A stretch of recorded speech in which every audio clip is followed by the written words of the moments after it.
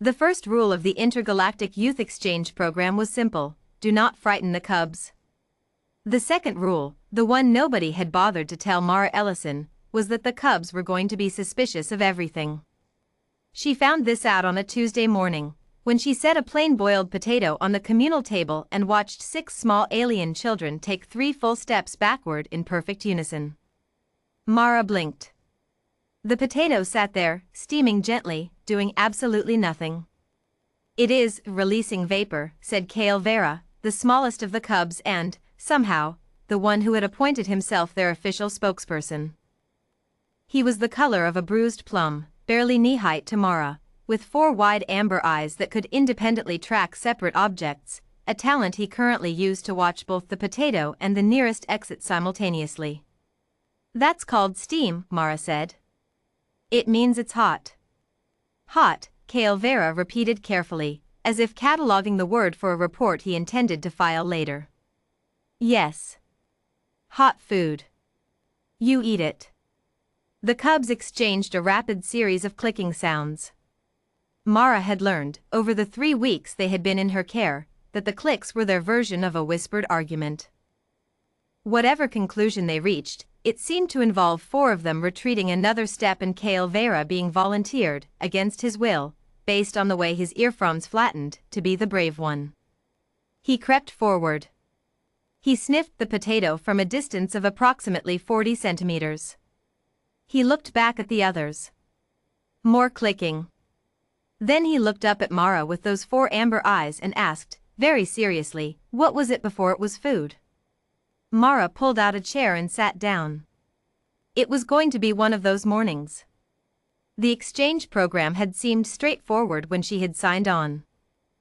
Humanity was barely 2 decades into confirmed galactic contact, and most of the elder species still regarded humans the way someone regards a stray dog that has somehow learned to juggle, impressed, uncertain, unwilling to make sudden moves. The program was a diplomatic gesture: send the children of various species to spend 6 weeks with a human caretaker. Let them see that humans were harmless. Nobody had asked whether humans found alien cubs harmless. In fairness, Mara had figured that part out on her own. The cubs were not dangerous. They were curious in the way that sharp objects are curious: they got into everything.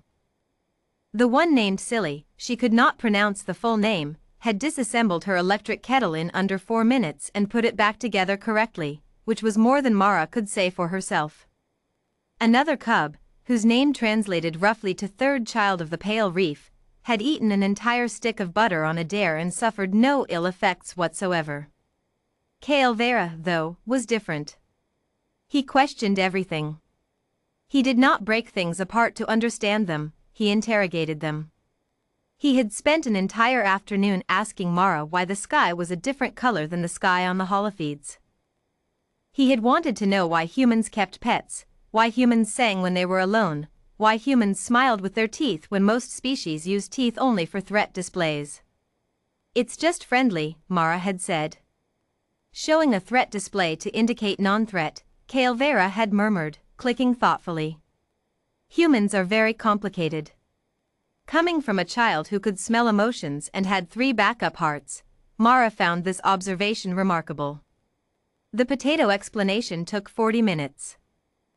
She started with the ground, soil, seeds, growth, and immediately derailed into a 20-minute detour about how humans had, for most of their history, simply guessed which things growing from the ground were safe to eat, and had gotten it wrong enough times to develop the concept of poisonous as a category.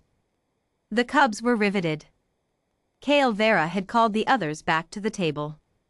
They sat in a row, earphones raised, all eyes forward. "You didn't know what was safe?" Silly asked. "Not always. Not at first. Trial and error." Another long clicking exchange. Then Kale Vera, very slowly, "Some of you died learning this." "Yes." "And then?" "Others kept eating?" "Yes." "The ones who didn't die." "Correct." He looked at the potato with an entirely new expression. "Not fear, exactly. something more like the respect you give an opponent who has already beaten someone else. And this one, he said. The potato. It killed some of your people? Raw, with the green parts, yes. Also the leaves are toxic. But then a human cooked it. Boiled it, yes. Heat destroys the compounds that cause harm. A human put a toxic plant in hot water to make it safe. That's one way to put it. Kale Vera stared at the potato for a long moment. Then he picked it up carefully, with both of his lower hands, and took a small bite. He chewed. He swallowed. His ear fronds did a slow, thoughtful rotation. It's plain, he said. I can add butter. He looked at third child of the pale reef. Is the butter safe? I ate a whole stick, that one confirmed cheerfully. The potato was passed around the table. Mara added butter, then salt, then a little pepper, explaining each one. The cubs asked questions about salt. Where did it come from? Was it from the sea? How much would be too much? Had humans ever accidentally eaten too much salt? How did that happen? What happened after? She explained salt mines and sea evaporation and the history of salt as currency and the phrase worth your salt. And by the time she was done, the potato was gone and Kale Vera was sitting with a small recording device pointed at her, which she suspected had been on the entire time. You didn't ask if you could record me, Mara said. You didn't say I couldn't, he replied, perfectly reasonably, by his logic. She conceded the point.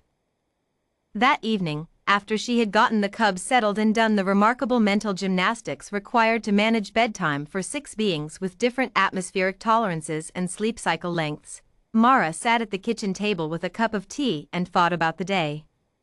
She thought about how, somewhere in the galaxy, there were species that had emerged from perfectly calibrated environments. Species whose food had never been toxic.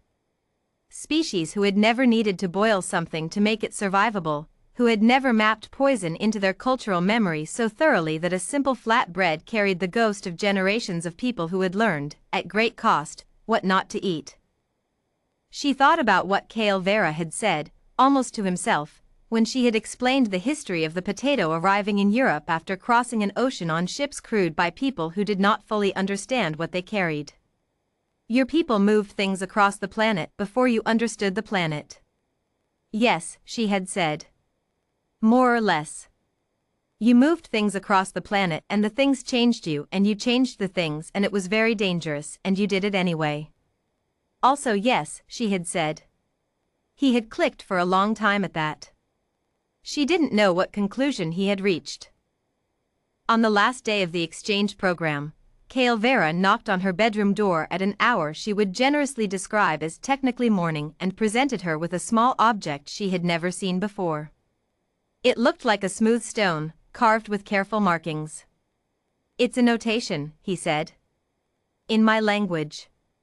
For things that should be remembered. What does it say? Mara asked.